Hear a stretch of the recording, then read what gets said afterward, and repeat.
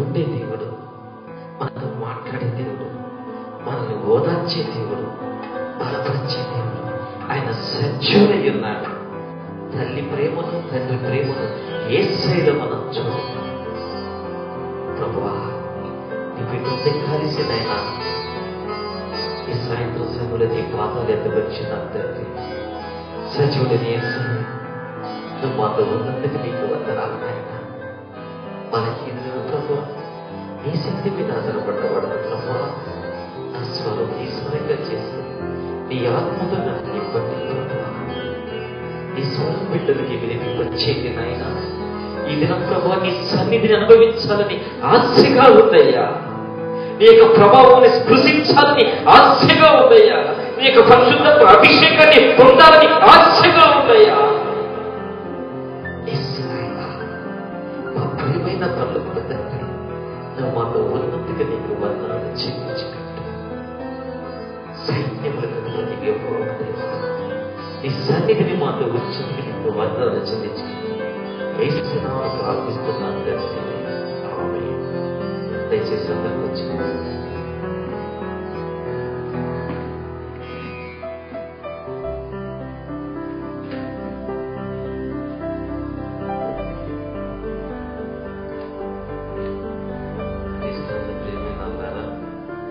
ఈరోజు యోహాను 21వ అధ్యాయం 15 నుంచి 18 వచనాల వరకు గమనించినట్లయితే అక్కడ ఒక చక్కటి సంఘటన రాయడం. చక్కటి సంఘటన. అప్పుడే పేతురు శిష్యులు యేసయ్య, పునరుద్ధానుడైన యేసయ్య అద్భుతాన్ని వారి యొక్క జీవితములు కళ్ళారా చూసి ఉన్నారు. ప్రభు పేతురుతో అంటాడు, కుమారుడైన సీమోను, అక్కడ ఏమంటున్నాడు? వీరందరికంటే నీవు నన్ను అధికముగా ప్రేమించుతున్నావా అనేముందా? రాయబడి ఉందా? అక్కడ అదే రాయబడి ఉందా, లేక వేరే విధంగా రాయబడి ఉందా? యోహాను 21వ అధ్యాయం 15 నుంచి 18 వచనముల వరకు. యేసు సీమోను పేతురును చూసి, యోహాను కుమారుడైన సీమోను, వీరికంటే నీవు నన్ను ఎక్కువగా ప్రేమించుచున్నావా? ఇంత చక్కటి ప్రశ్న ప్రభుల వారు ఎంత చక్కగా ప్రశ్న అడుగుతున్నాడు. వీరికంటే క్లాస్ పెట్టారు అక్కడ. వీరికంటే అంటే మిగిలిన శిష్యులందరికంటే నీవు నన్ను అధికముగా ప్రేమించుచున్నావా? అధికముగా ప్రేమించున్నావా?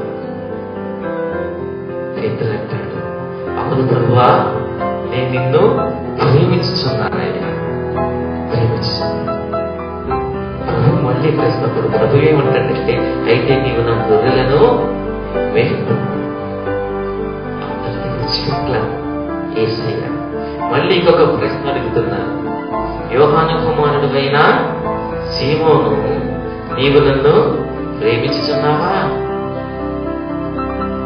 మళ్ళీ సీమోను ఆశ్రయిస్తున్నాడు పేతురు, అవును ప్రభువా, నేను నిన్ను ప్రేమిస్తున్నానని నీవే ఎరుగుదు. మళ్ళీ ప్రేమంటాడు, అవును ప్రభువా. కాబట్టి వాక్యం చూస్తున్నారా బైబిల్? అవును ప్రభువా, నేను నిన్ను ప్రేమిస్తున్నానని నీవే ఎరుగుదు. ప్రభు ఏమన్నారంటే మళ్ళీ, అయితే నీవు నా గొర్రెలను కానివ్వు. మళ్ళీ అంతటి విడిచిపెట్లా. 3సారి ప్రశ్న అడుగుతున్నాడు ప్రభు. ఒకే ప్రశ్నను 3 సార్లు అడిగితే ఎంత చీకాకు ఉంటుందంటే నిజమే కదా. ఒక ప్రశ్నకి 2వసారి సమాధానం చెప్పడమే కష్టంగా ఉంటుంది. 3వసారి, యోహాను కుమారుడైన సీమోను, నీవు నన్ను ప్రేమించుచున్నావా? ఈ 3వసారి ప్రశ్న అడిగేటప్పటికీ పేతురు ఏమన్నాడంటే వ్యసన పడ్డాడంట. డౌట్ ఉంది ఏంటి నా ప్రభుకి. 3 సార్లు నన్ను ప్రశ్నిస్తున్నాడు. డౌట్ ఎందుకు వచ్చింది? మొదటిసారి ప్రశ్నించాడని చెప్పాను, 2వసారి ప్రశ్నించాడని చెప్పాను, 3వసారి ప్రశ్నిస్తున్నట్టే దాన్ని అర్థం ఏంటి? నా మీద డౌట్ ఉన్నట్టు కదా, అనుమానం ఉన్నట్టు కదా. పేతురు వ్యసన పడ్డాడు అంటే బాధపడ్డాడు. బాధపడి అన్నాడంట, ప్రభువా, నీవు సర్వమును ఎరిగిన వాడవు, నేను నిన్ను ప్రేమిస్తున్నాన్న విషయం నీకే తెలుసయ్యా. సర్వము ఎరిగిన వాడు. ప్రభు అంటాడైతే నా గొర్రెలను మేపు. ప్రేమైన దేవుని బిడ్డలారా, ప్రభు 3 సార్లు పేతురుని ఎందుకు అడిగాడు? నువ్వు నన్ను ప్రేమిస్తున్నావా? నువ్వు నన్ను ప్రేమిస్తున్నావా? నువ్వు నన్ను ప్రేమిస్తున్నావా? 3 సార్లు ఎందుకు అడిగాడంటే దీనికి ఏదో కారణం ఒకటి ఉంది. బ్యాక్గ్రౌండ్ లో ఒక కారణం ఒకటి ఉంటుంది. ప్రభుల వారు ఆయన అప్పగించబడే రోజున ఆయన అంటాడు, ఇదిగో గొర్రెల కాపరిని నన్ను పట్టుకుని పోతున్నారు, మీరందరూ కూడా చెదరిపోతారు, నాతో ఎవరు కూడా ఉండరు అని అన్నప్పుడు పేతురు ఒక మాట అంటాడు. మత్తయి 26:33-35 వచనాలు. పేతురు ఒక మాట, ప్రభుతో ఒక మాట అంటారు. మత్తయి సువార్త 26:33-35 వచనాలు ఎవరన్నా తీసి చదవండి. అందుకు పేతురు, నీ విషయమై అందరూ అభ్యంతరపడినను నేను ఎన్నడను అభ్యంతరపడను ఆయనతో చెప్పగా, యేసు ఈ రాత్రి కోడి కూయక మునిపే నీవు నన్ను ఎరుగనని ముమ్మారు చెప్పుదువని నీతో నిశ్చయంగా చెప్పుచున్నాను. ఆ తర్వాత పేతురు ఆయనను చూచి, నేను నీతో కూడా చావలసి వచ్చాను, నిన్ను ఎరుగనని చెప్పనా నేను. ఎంత చక్కటి కమిట్మెంట్ ఉంది ఇక్కడ. పేతురు ఎంత గొప్ప కమిట్మెంట్ అంటాడు. ఏంటి ప్రభు, మేమందరం వెళ్ళిపోతామంటున్నావేంటి? నిన్ను పట్టుకుంటే నిన్ను విడిచిపెట్టి మేమందరం వెళ్ళిపోతామంటున్నావేంటి? ప్రభు, ఇదిగో వీళ్ళందరూ నిన్ను విడిచిపెట్టి వెళ్ళినా కూడా నేను మాత్రం నిన్ను విడిచిపెట్టి వెళ్ళను. ప్రభు పేతురు ఏం చూస్తున్నాడంట? పేతురు, ఈ రాత్రి కోడి కూయక మునుపు 3 సార్లు నన్ను ఎరుగవని చెప్పి నీవు పొంగుతావయ్యా. యేసయ్య ఎవరో నాకు తెలియదని చెప్పి నువ్వు అనబోతూ ఉన్నావు. 3 సార్లు అనబోతావు, ఒక్కసారి 2 సార్లు కాదు. పేతురు ప్రభు వైపు చూస్తున్నాడట. ప్రభువా, నన్ను అంత తేలిగ్గా అంచనా వేస్తున్నావా? ఈ 3.5 సంవత్సరములు నీతో కలిసి నేను నడిచానే, నీతో కలిసి నేను జీవించానే, ఏ పరిస్థితుల్లో కూడా నిన్ను విడిచిపెట్టి వెళ్ళలేదే. ఇదిగో నేను ఒక నిర్ణయం తీసుకుని వచ్చానయ్యా, నిన్ను విడిచిపెట్టకూడదని నేను ఖచ్చితమైన నిర్ణయంతో ఉన్నా. ప్రభువా, ఇదిగో నేను చావవలసి వచ్చినప్పటికి కూడా నేను సిద్ధమే, నేను నీతో కలిసి చావవలసి వచ్చినప్పటికీ నేను సిద్ధమే, కానీ నిన్ను ఎరుగనని మాత్రం నేను బొంకనయ్యా. ఎరుగనని మాత్రం నేను నిన్ను బొంకను. నిన్ను ఎరుగనని నేను బొంకనయ్యా. నీతో చావలసి వచ్చినా సరే, నేను నిన్ను ఎరుగనని మాత్రం బొంకని. ఎంతమంది మనం కూడా మన యొక్క జీవితాల్లో ప్రభు దగ్గరికి వచ్చినప్పుడు ఇటువంటి కమిట్మెంటే తీసుకుంటూ ఉంటాం. ఇక్కడ నేను ప్రభువుని సొంత రక్షకుడిగా అంగీకరించి ఉన్నాను. ఇప్పుడు నేను ఇక్కడించిన నా యొక్క జీవితం యేసయ్య చిత్తానికి అనుకూలంగా ఉండాలి. నా యొక్క జీవితాన్ని చూచిన వాళ్ళు యేసయ్యను నా యొక్క జీవితం ద్వారా యేసయ్య నేను ఇతరులకు కనపరచాలి. ఎన్నోసార్లు మనం ఇటువంటి కమిట్మెంట్తో ఉంటూ ఉంటాం. పేతురికి కూడా అదే రకమైన కమిట్మెంట్ ఉంది.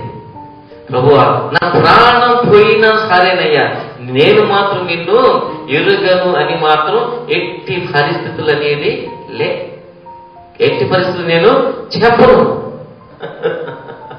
యేసయ్య ముందు చెప్తున్నాను, పేతురు నువ్వు అంటున్నావు కదా, కోడి కూయక మనకు ఈ రాత్రి నువ్వు 3 సార్లు యేసయ్య ఎవరో నాకు తెలియదు, నేను ఆయన ఎరుగనని నువ్వు బొంకబోతూ అన్నావు.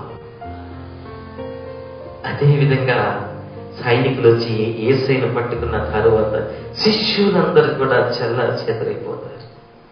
యేసయ్యను పేతురు దూరం నుంచి వెంబడిస్తారు. ఆ రాత్రి మరి పేతురు అక్కడ కూర్చొని ఉండగా ఒక చిన్నది వస్తుందంట. గమనించినట్లయితే మత్తయి 26 అదే అధ్యాయం 69-75 వచనములు కానీ గమనించినట్లయితే ఒక చిన్నది పేతురు దగ్గరికి వచ్చి పేతురుతో అన్నదంట.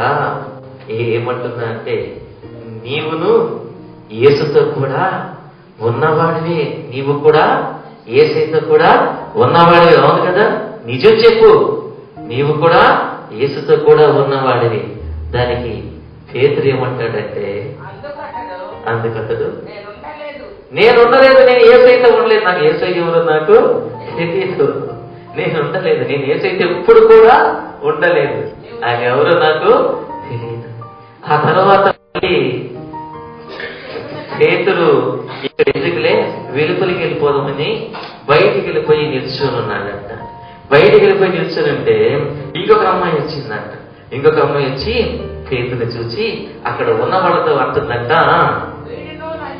వీడును నజరేయుడగు యేసుతో కూడా ఉండెను, వీడును నజరేయుడగు యేసుతో కూడా ఉండెనని వార్త చెప్పాడంట. అప్పుడు వారందరూ అవును, నువ్వు యేసుతో కూడా ఉన్నవాడివే, నీ యొక్క పలుకు నీ గురించి సాక్ష్యం ఇస్తుంది, నీవు యేసుతో కూడా ఉన్నవాడివే. పేతురు ఏమన్నాడు అప్పుడు? మళ్ళీ అప్పుడు ఏమని ఒప్పుతాడు? అతడు ఒట్టు పెట్టుకొని నేనుండలేదు, ఆ మనుష్యుని నేను ఎదుగుతాను. ఎంత మాట! ఒట్టు పెట్టుకున్నాడు. ప్రభువా, నీతో కూడా చావవలసి వచ్చినా సరే నేను చనిపోవడానికి సిద్ధమే అన్న పేతురు ఇప్పుడు ఏమంటానంటే, యేసు ఎవరు నాకు తెలీదు, నేను ఎదుగుని ఒట్టు పెట్టుకుని ఆ మనుష్యుని నేను ఎన్నడూ కూడా ఎరుగలేదు, నేను ఎరగలేదు. ఇంకా మూడోసారి చూసినట్లయితే అక్కడ నిలిచిని ఉన్నవారు మళ్ళీ 73వ వచనములో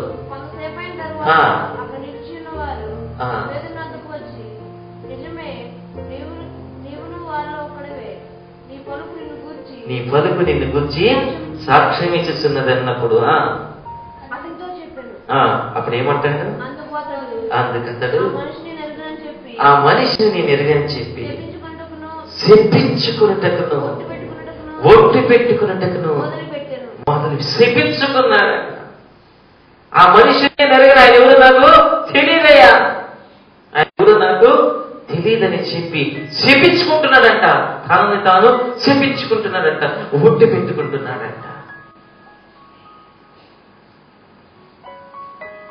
అప్పుడు ఏం జరిగిందంటే వెంటనే కోడి కూసాను. వెంటనే కోడి కూసాను. కోడి ఎప్పుడైతే కూసిందో యేసయ్య తనతో చెప్పిన మాట పేతురుకి గుర్తుకొచ్చిందంట.